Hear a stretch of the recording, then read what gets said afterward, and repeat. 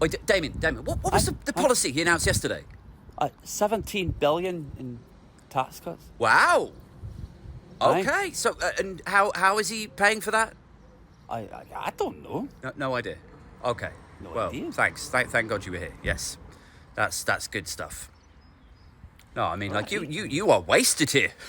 I've only had a couple. No, I mean, like your skills that you've been able to exhibit to me, your analytical and research news that you've shown us this morning. With this, honestly, you could go and get yourself a job at Talk TV. Oh, don't be a Go fuck yourself. Good morning, my neighbors!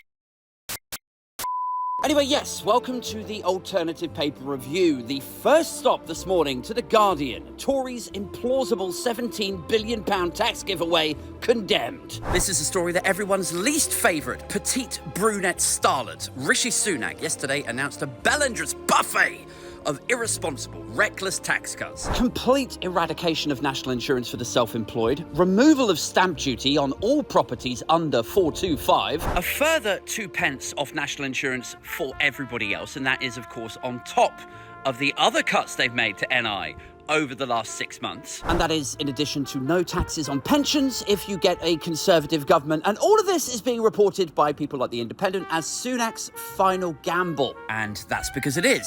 This is very much the final throes, the death rattle of a doomed Prime Minister making reckless and irresponsible fiscal promises that he's never going to be expected to keep. Now, although these promises are mostly rubbish, there are some truths that we can glean from them. I mean, I saw an interview yesterday from the minister on the rounds, or maybe it was at the manifesto launch, sort of backstage kind of vibe, and they were like, look, where is the money coming from for this?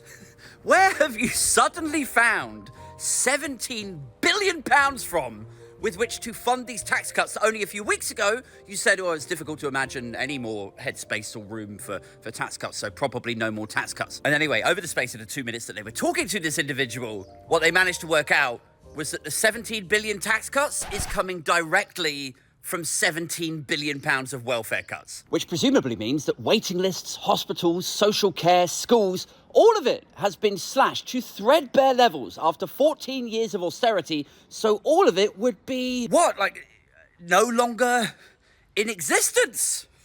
In any meaningful way, people would just have to learn to do without, wouldn't they? Which you might think a billionaire like Rishi Sunak might have a hard time kind of imagining that and empathising with that situation. But rest assured, Sunak knows exactly how it feels to go without, because when he was younger, his parents wouldn't let him have a satellite dish. But that would have been at his family home, right?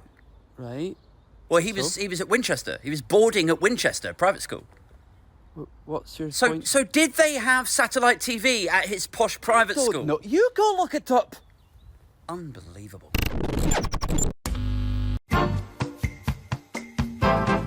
Next up to the Sun.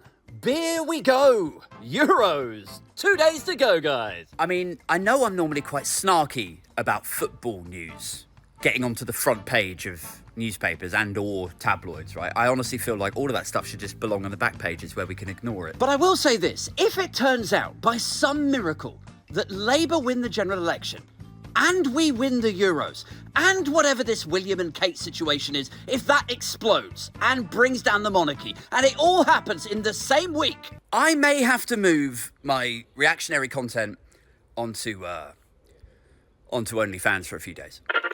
Prince Andrew's a nonce-burger. over to the Mail now. Rishi, don't give Labour a blank cheque. Isn't this the guy that literally wrote blank cheques in the pandemic?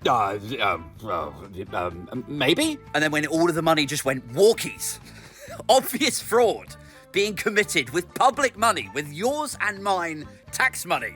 He was like, oh, we don't need to, I don't think we need to look into... Oh, look over there, a dinghy. It's like, oh, now you guys care about blank cheques and spaffing money up the wall. Then there's a nice little bullet line here too. PM warns Keir will change the rules to hold power for a long time. But it's like, again, like, how do these people say these things with straight faces? Oh, he might change the rules to cling on to power. He might try to lock out the opposition party. Oh, really? I wonder what that'll be like. Because since the 2019 election, the Tories have implemented voter ID publicly to solve the problem of voter fraud. Even though that problem doesn't actually exist. And then privately, they admitted that they only put that policy in to disenfranchise younger voters who tend to vote leftward. They brought in first past the post to the London mayoral elections. They've neutered the Electoral Commission. They've hiked the limits of electoral campaign ad spend, knowing that they had a bigger war chest than Labour. They've changed electoral and constituency boundaries at every single juncture of this parliament. They have tried to lock Labour out of power. Now they got the gall to be like, oh, isn't it terrible when political parties try to lock out their opposition? Yeah, it is. What do you think should happen to political parties that try to do that? I think you should probably hand them over to the Electoral Commission. Yeah. All right.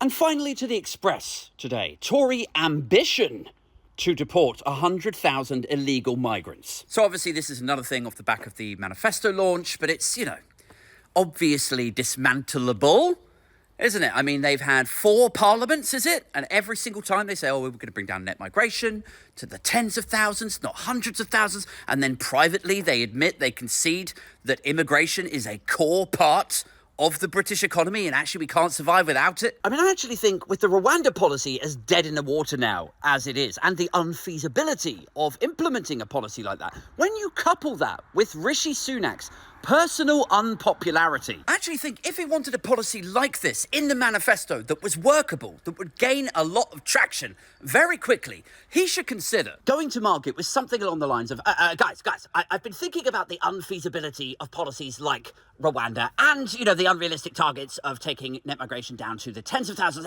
Basically, I've come out at this idea. I would like to propose that we deport... And everyone's like, yeah, I'm listening. We should deport... me. I'm going back to Cali. Nuclear war and climate change keep raging.